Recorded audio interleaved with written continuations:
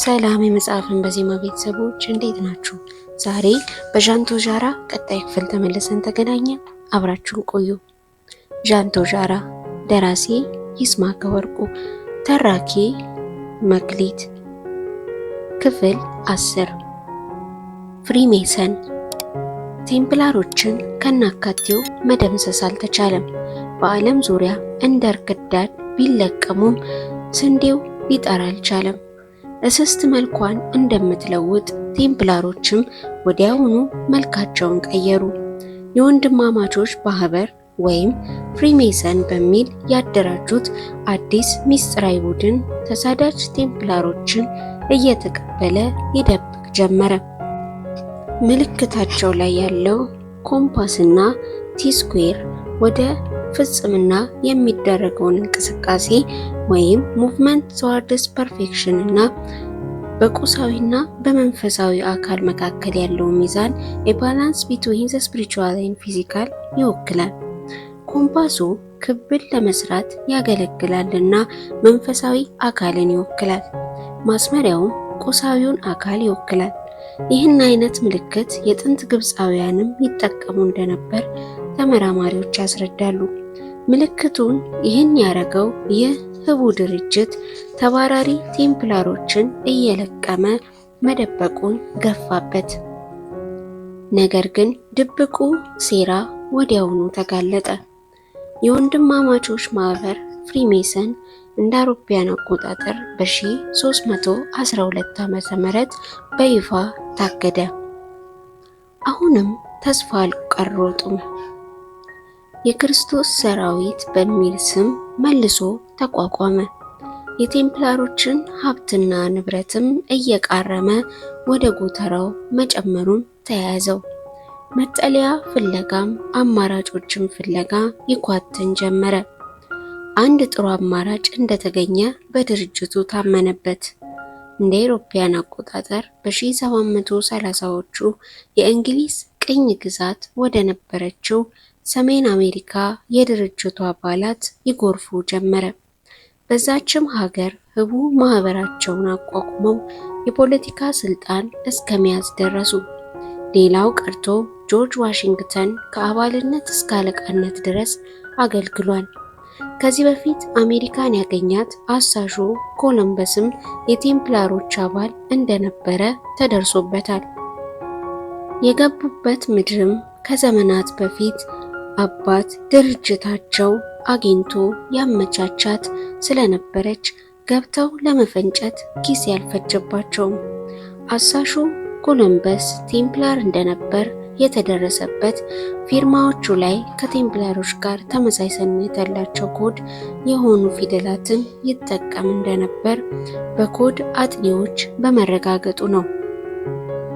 ይህም የወቅቱ የቴምፕላሮች መለያና መግባቢያ ነበረ። ኮሎምበስ አዲሱን ዓለም አዞ በቀጥታ የተመለሰው ወደ ባርሴሎና ነበረ። ይህም ከሌሎች የአውሮፓ ሀገራት ጋር ሲነጻጸር ባርሴሎና በወቅቱ ቴምፕላሮች ላይ በትሯን ስላነሳችና አንጻራዊ ሰላም የሰፈነባት ከመሆኗን ባሻገር ቀጣዩን አጀንዳ ለመያዝ ምቹ ስለነበረች ነው። በአሜሪካ ከኮሎምበስ ግኝት ጊዜ ጀምረው እየሰረጉ የገቡት ቴምፕላሮችና የነሱ ቅጥያ የሆነው ፍሪሜሰኖች ጥርቅም እየበዛ ባይመጣ ኖሮ የአሜሪካ አብዮት ባልተቀሰቀሰም ነበረ። ጆርጅ ዋሽንግተን በፍሪሜሰኖች አደራጅነት በመመራት በቀኝ ገዢዎቹ እንግሊዛውያን ላይ አመጹን ያፋፍም ጀመር። በዚህም ወቅት እንደለመዱት በአዲሱ ዓለምም ስልጣን ላይ ፈጥ ለማለት ጊዜ አልፈጀባቸውም። ከትልቁ ስልጣን እስከ ትንሹ የማህበራዊ ድርጅቶች መሪነት ተሰገሰጉበት። ምልክቶቻቸውንም በተለያዩ መንገዶች አስቀምጠዋል። በአሜሪካን ዶላር ላይ ሳይቀር ውስብስቡን ምልክታቸውን ለማኖር ደፈሩ። በመቀጠል የአባቶቻቸውን ደም ለመመለስ ፊታቸውን እንደ ጥንቸል ኮሽ ባለ ቁጥር ወደ ነበሩበት አውሮፓ መለሱ። እንደ አውሮፓውያን አቆጣጠር ከ1725 ጀምሮ በፈረንሳይ ሀገር ፍሪሜንሶች እንደገና ማቆጥቆጥ ጀመሩ። ከታዋቂ ብሔርተኞች እስከ ታላላቅ ፈላስፋዎች ማቀፍ ቻሉ። ዞልቴርን የመሳሰሉ የአብዮት አቀጣጣዮችን ጭምር አፈሩ። አብዛኞቹ የፈረንሳይ ወታደሮችም ውስጥ ለውስጥ ፍሪሜሰን ሆኑ። አብዮቱም ተቀጣጠለ። ጊሎቲኑ የንጉሱን አንገት ቀላ።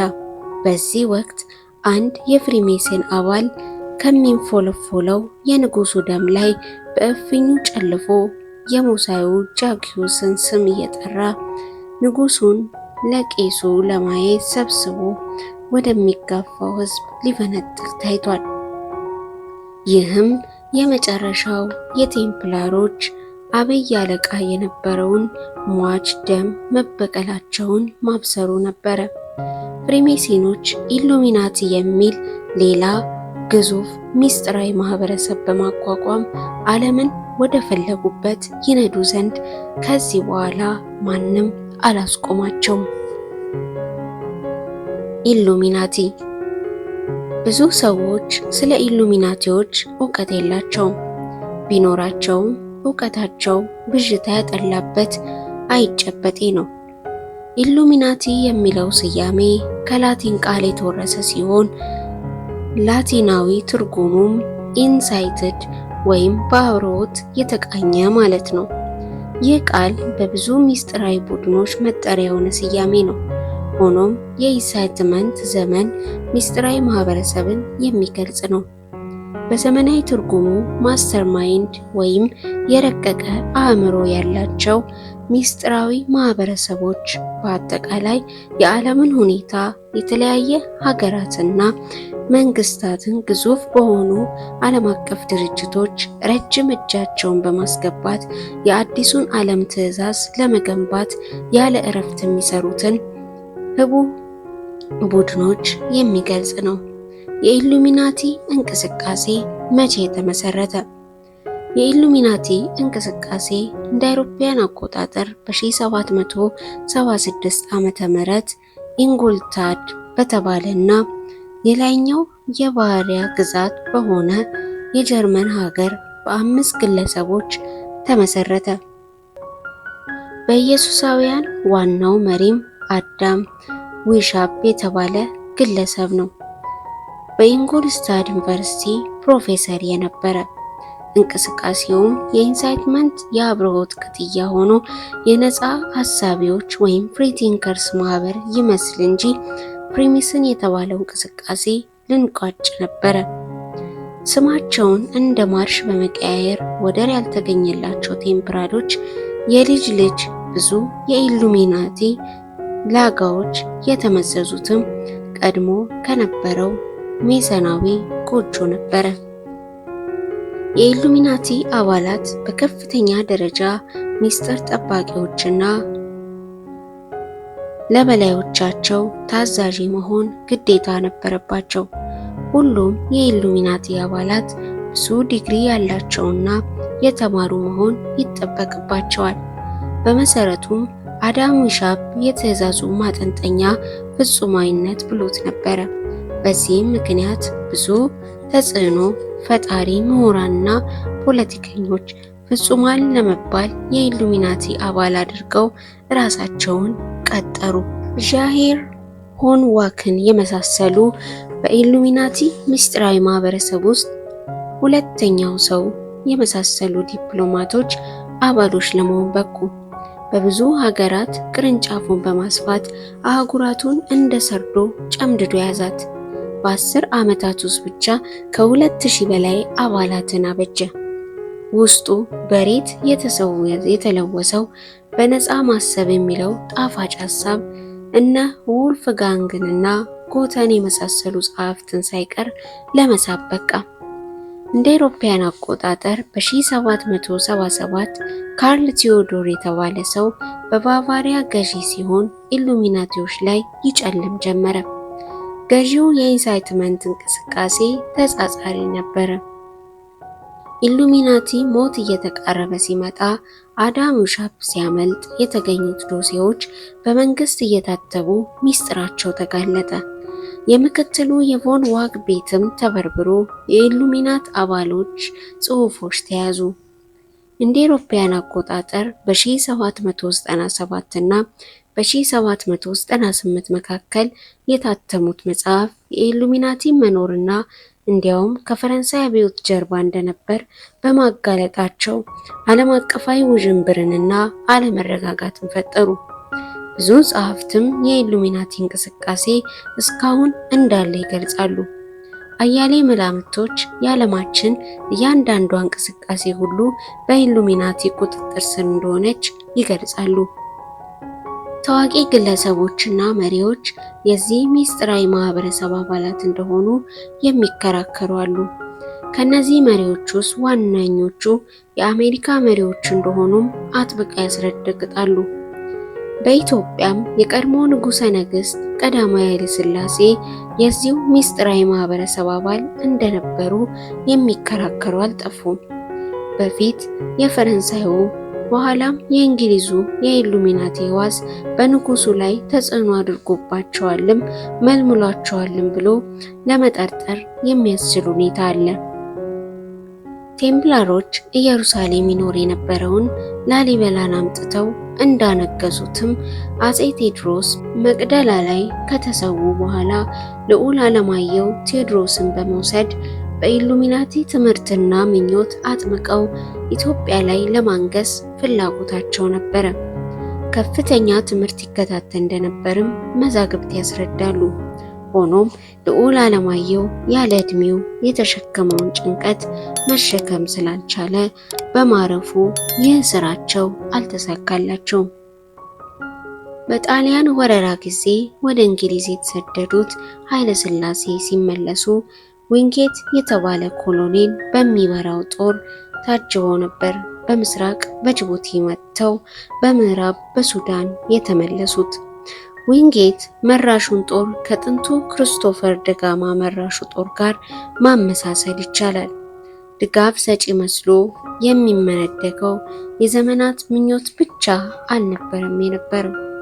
ኢትዮጵያ በኢሉሚናቲዎች እንድትመራ የማመቻቸት ስራውን ሰርቶ ለመመለስ ነበረ። ለድጋፍ የመጡትን እንግሊዞችን አመስግኖ ወደ አገራቸው መሸኘት ቀላል አልሆነም። እስኪ በቃቸው ቆይተው ከጣሊያኖች በላይ በኢትዮጵያውያን ስነ ልቦና ላይ የሚፈልጉትን ተጽዕኖ ፈጥረው ነበር የተመለሱት። ሀገር ወዳድ አርበኞች አንገታቸው ለገመድ ሀገራቸውን ለጣሊያን አድረው ያስበዘበዙት ትከሻቸው ለሹመት ከሆነ በኋላ ሲመጣ ኮሎኔል የነበረው ዊንጌትም የጀነራል ማዕረግ ተቀብሎ ኮከብ ተደርድሮበት በስቡም ትምህርት ቤት ተሰየመበት። አብዛኛዎቹ የሀገሪቷ ተጽዕኖ ፈጣሪዎች የአሁኖቹን መሪዎች ጨምሮ የወጡት ከዚሁ ትምህርት ቤት መሆኑን ልብ ይሏል። የአሁኖቹ መሪዎችም ከጫካ ጀምሮ የእንግሊዞች እንክብካቤ አልተለያቸውም። ጠቅላይ ሚኒስትሩ በ1997 ዓ.ም ቶኒ ብሌር ለተባለ የእንግሊዝ የወቅቱ መሪ እኔ የጀነራል ዊንጌት ተማሪ ነኝ፣ አስተማሪዎቼም እንግሊዛውያን ነበሩ፣ እንደ ማንኛውም አፍሪካዊ የነጮች ጥላቻ የለብኝም፣ ከፍተኛ የሆነ የእንግሊዞች ተጽዕኖ በአመለካከቴም በቋንቋዬም አለብኝ ሲሉ መናገራቸውን ጥቂት ልብ ባዮች ብቻ የተገነዘቡት ነው። በትግሉ ፍጻሜ ሩብ እንግሊዛዊ በሆኑት በነባሩ ታጋይና አራጊ ፈጣሪ ሰውዬ እንግሊዞች ጮቤ መርገጣቸውን እሙን ነው። አማጽያኑ ከድል በፊት ዋና ቢሮአቸው እንግሊዝ ሀገር እንደነበረ ማን ይዘነጋል? ሌላው ቀርቶ በደርግና በኢህአዴግ የተደረገው የእንግሊዙ ድርድር እንኳ ከዚህ ተለይቶ የሚታይ አይደለም። የኢሉሚናቲዎች ምልክቶችና አስተሳሰቦች አሁንም በሀገራችን መፈንጨታቸው ይህንን ያረጋግጣል። ለምሳሌ ያህል ባለ 5 ጎኑን ኮከብ እንጥቀስ። ፔንታግራም የኢሉሚናቲዎች ምልክት መሆኑን ማንም የሚስተው አይደለም። በኢትዮጵያ ሰንደቅ ዓላማ ላይ የተቀመጠውን ባለ 5 ጎን ኮከብ ብዙዎች ይቃወሙታል። አንዳንድ ቀልደኞች አምባሻኑ ሲሉም ተሳልቀዋል። ይሁን እንጂ ምልክት የጋራ ስሜትና አመለካከት መግለጫ ነውና እንዲህ ተቀልዶ የሚታለፍ ጉዳይ መሆን ባልነበረበት። በሕገ መንግስቱ የተሰጠው ትርጉምም አሻሚ ነው። ብሔሮች፣ ብሔረሰቦች፣ ህዝቦችና ሃይማኖት በእኩልነትና በአንድነት ለመኖር ያላቸውን ተስፋ የሚያንጸባርቅ የሚል ትርጉም ቢጤ ተጽፎበታል። የአርማ ጨረታውን ያሸነፈው አፈሩ ይቅለለውና መስፍን ኃይለማርያም የተባለ ሰዓሊ እንደነበረ የታወቀ ነው። እርሱ የሳለው ኮከብ መስመሩ አንዱ ባንዱ ላይ የማይተላለፍ ቢሆንም በኋላ ግን መስመሩ አንዱ ባንዱ ላይ የሚተላለፍ ድፍን ኮከብ አረንጓዴ፣ ቢጫ፣ ቀዩ ላይ ሲታይ ማንም ምንም አላለም። ይህም ሀገሪቷ ውስጥ የሚወጡ ህጎች ዜጎችን ለማስፈራራት ወይም ለመበዝበዝ እንጂ የህግን ስነ ስርዓት ለማስከበር እንዳልሆነ በግልጽ የሚያሳይ ነው። ባወጡት አዋጅ መሰረት ባንዲራው ላይ ያረፈውን ኮከብ እንኳን ማስከበር አልቻሉም ወይም አልፈለጉም። አልተማረም ለሚሉት ህዝብ እንኳን ማስረዳት አልቻሉም። ፎርጂድ ገንዘብ እንጂ ፎርጂድ ባንዲራ አያስደነግጣቸውም። ለኮከቡ የሰጡት ትርጓሜስ አይገርምምን? ከመቼ ወዲህ ነው ኮከብ እኩልነትን ወክሎ የሚያውቀው? ይህን ጠይቆ የሚያውቅ ይኖር ይሆን? ሉዓላዊነትን ይወክላል ቢባል እንኳን ትንሽ ሊያሳምን ይችል ይሆናል። በሌሎች ሀገራት ባንዲራ ላይ ኮከቡ ቢታይም ትርጉሙ እንደኛ ሀገር አሻሚ አይደለም። ለአፍሪካ የባንዲራ ቀለም ያደለች ሀገር እንዲህ መሆኗ ያሳዝናል። እንደሚታወቀው ኮከብ መበላለጥን እንጂ አቻ መሆንን ወክሎ አያውቅም። ትውልድ ዘላቂ የሆነ አይነኬ ምልክት ሲኖረው አንድነቱ ይጠናከራል፣ ተግባቦቱ ይቀጥላል። የስንት ዘመን ጥንታዊ ታሪክ ያላት ሀገር ባንዲራዋን በየጊዜው ስትለዋውጥ ያሳፍራል። ነገ የሚመጣው ደግሞ ባንዲራችን ላይ የሚያስቀምጠውን አናውቅም። በፓርቲ ባንዲራና በሀገር ባንዲራ መካከል ያለው ሰፊ ልዩነት ሳይገባቸው ቀርቶ አይመስለኝም። በዲሞክራሲ እመራለሁ የሚል ፓርቲ ባንዲራው ላይ ጠመንጃ ማስቀመጡ ገርሞን ሳያበቃ ፔንታግራሙን ባንዲራችን ላይ ሲያስቀምጡት ድፍረታቸው አላስደነገጣቸውም። ይህ ሳይበቃ ሆሊውድን ሳይቀር ዘልቀው በመግባት የአዲሱን ስርዓት ትዕዛዝ ለማስረጽ እየሞከሩ የሚገኙት ኢሉሚናቲዎች ምልክቶቻቸውን በተለያዩ ፊልሞች እንዲታዩ ይደረጋሉ። ፔንታግራም የተባለው ምልክታቸው ታዋቂ ነው፣ የራሱ የሆነ ትርጉምም አለው። ይህ ባለ 5 ጫፍ ኮከብ የፍየሉ ጭንቅላት፣ ሁለቱ ቀንዶች በሁለቱ ጨረሮች፣ ጆሮዎቹም በሁለቱ ጨረሮች ገብተው አገጩ ከአንደኛውና ከቀረው ጨረር ተዘግዝቆ ሲውል የሰይጣኒዝም ምልክት ነው። ኮከቡ በክብ ውስጥ ሲገባ የኢአማኒነት ወይም ፓጋን ምልክት ነው። ሳናውቅ የምናደርገው በዛ፣ አውቀን የምናደርገውም ጠነዛ። የረጅም ዘመን ታሪክ ያለው ህዝብ እንዲህ እየቀለለ ሲመጣ ያስደነግጣል። ኢሉሚናቲዎች ይህን ታዋቂ ምልክታቸውን በእጅ አዙር ለጥፈውብን ይሆን? ለነሱ ምን ይሳናቸዋል? ከኛዎቹ መሪዎች ውስጥስ አባላቸው ቢኖር ያስገርማል። በዚህ የሚገረም ካለ ተገርሞ አያውቅም ማለት ነው። የኢሉሚናቲዎች ጠባይ ለገባው ይህን ቀርቶ ሌላ ቢያደርጉ አይገረምም። ጠባያቸውን በጥቂቱ ልጠቃቅስ። ኢሉሚናቲዎች ከተለያዩ ድብቅ እውቀቶች ጋር ቢኖሩም ስለነሱ ማንም ምንም ቢል ውሸት ነው ማለት አመላቸው ነው። ለነሱ ውዥንብርና ተረት እንጂ ሌላ አይደለም። ኢሉሚናቲዎች በሁሉም ድርጅቶች ውስጥ መሰግሰግ ተግባራቸው ነው።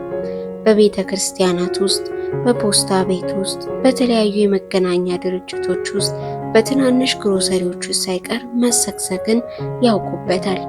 በየትኛውም ቦታ ስልጡን ወኪሎች አሏቸው። እነዚህ ወኪሎቻቸው ግን የሚሰበሰቡትን መረጃ ለማን ሪፖርት እንደሚያደርጉ አያውቁም።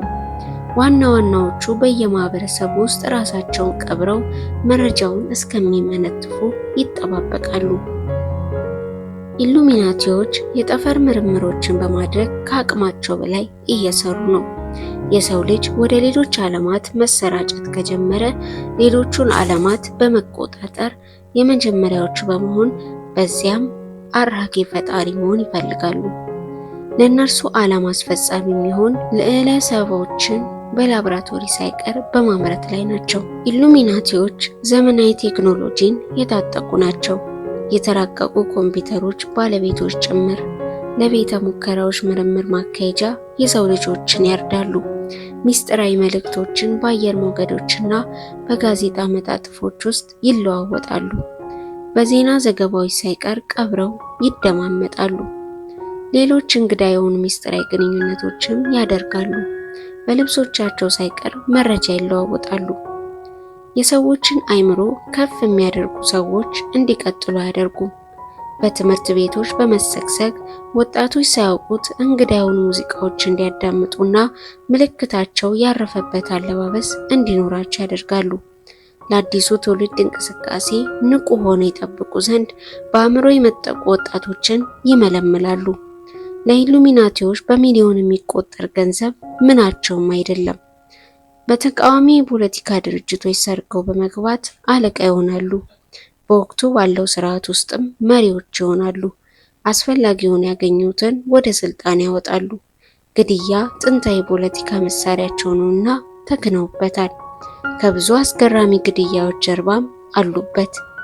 ጦርነት የሚያደርጉት የኢሉሚናቲ ቡድኖች አንዱ ሌላውን አልታዘዝና አልደራደር ሲል ነው።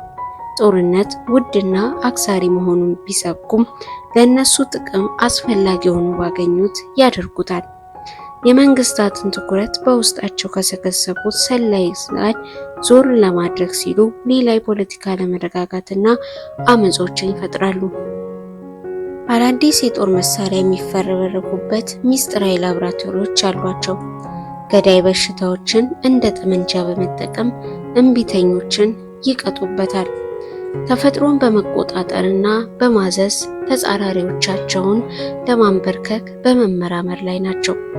በቀጣይ ከፍተኛ ሞገዶችን እና ጨረሮችን በመጠቀም የመሬት መንቀጥቀጥን፣ እሳተ ገሞራን፣ ጎርፍን፣ ሱናሚንና ድርቅን በመፍጠር እምቢተኞቻቸውን ለመቅጣት በመዘጋጀት ላይ ናቸው። ታሪክን መልሰው በመጻፍ ለዓላማቸው አገልግሎት እንዲሰጥ ያደርጉታል። ለምሳሌ በትምህርት ቤቶች ስለ ኢየሱስ ክርስቶስ ሳይቀር ታሪካዊ ማስረጃ እንደሌለ በማስመሰል የተማሪዎችን አእምሮ በብዥታ ይሞሉታል። እነሱ ያልጻፉት ታሪክ አይባልም። ታሪክን የራሳቸው የማድረግ መብትም በእጃቸው ነው። ዜና ማሰራጫዎችን ይቆጣጠራሉ። የዛሬውን ጠዋት ዜናም መስማት በምትፈልጉት መንገድ ሳይሆን እንድትሰሙት በሚፈልጉት መንገድ ቀምሮ ያቀርቡላቸዋል። ማንኛውም ከነሱ እንቅስቃሴ ጋር የማይጣጣም ድርጊት ወይም ትኩረት አያገኝም፣ አሊያም ይታፈናል። ቴሌቪዥንም መቆጣጠር ዋነኛ ስራቸው ነው። ጣፋጭና ስቂኝ ቀልዶችን በማስተላለፍ በአእምሮ ከረሜላዎች የሰዎችን አእምሮ በጥልቅ እንዳያስብ ያደርጉታል። ለመቆጣጠር ካላቃታቸው በቀር ወይም ትኩረት ካልነፈጉት በቀር ወይም በሚገነባው ንቃተ ህሊና ኢምንት ሆኖ ካላገኙት በቀር የትኛውንም ቴሌቪዥን ፕሮግራም አይምሩትም፣ አይሰቱትም። አቅም አንሶት ትንፋሽ አጥሮት እስኪያጣጥር ማንቁርቱን ይዘው ይገድሉታል። ኢሉሚናቲዎች የዓለምን ስቶክ ማርኬት ለመቆጣጠር አይቦዝኑም። የዓለም የገንዘብ ፍሰትም በእነሱ ቁጥጥር ስር ነው። የገንዘቦች ምንዛሬም በእነሱ ፍላጎት ብቻ የሚወጣ የሚወርድ ይሆናል። የእነሱ ባልሆኑ ድርጅቶች መካከል ተቀናቃኝነትን ይፈጥራሉ። እነሱን የማይተባበሩትን ዋጋ አልባና እብድ እንዲሆኑ ያደርጓቸዋል። በመላው ዓለም የኃይል እጥረት እንዲኖር ይፈልጋሉ። ብዙ የኃይል ምንጮች ቢኖሩም ዓለም ያንን ተጠቅሞ ከነሱ ቁጥጥር ውጪ እንዲሆን አይፈልጉም። ንፋስን ሳይቀር በፊኛ መሸጥ ይፈልጋሉ። ሰዎች ስለ ኢሉሚናቲ እንዲቀልዱና እንዲያወሩ ቢፈቅዱም ጠለቅ ያለ ምርምሮች አድርጎ ወደ አፍንጫቸው የተጠጋን ግን ማንቁርቱን ይቆርጡታል። ለዚህም አገልጋዮቻቸው ሰብአዊ ባህሪያቸው ወደ አረመኔ ፍጡርነት የሰጠሙ ናቸው። ኪራኮስ የአባቱን ማስታወሻ ማቆም ባለመቻሉ እራት ምሳውን መዘንጋቱን አላወቀም። የድካም ስሜት ቢጫነውም የሚስጥራዊ ማህበረሰቦች መንደርደሪያ አድርጎ የጀመረው የአባቱ ማስታወሻ ኢትዮጵያ ውስጥ ወደ ተቋቋመው የሚስጥር ድርጅት እስኪያዘልቀው ድረስ ንባቡን መግታት አልቻለም። አሁን የደረሰበት ገጽ የህቡ ድርጅቶችንና የሌሎችን ግልጽ እንቅስቃሴዎች የሚያዘወትሯቸውን ምልክቶችና ምስሎች ከሚገልጸው ገጽ ላይ ነው። ምልክቶቹን አንድ በአንድ ተመልክቶ ሲጨርስ ወደ ዋናው አንገብጋቢ ጉዳይ መድረሱን ተገነዘበ። ይኸውም የአንድ ኢትዮጵያ ውስጥ የተቋቋመ ህቡ ቡድን ሚስጥር ተዘግዝቆ በማየቱ ነው። ውድ የመጽሐፍን በዜማ ቤተሰቦች ዣንቶ ጃራ ክፍል 10 ይመስል ነበር። በቀጣይ ክፍል እስከምንገናኝ ሰላም።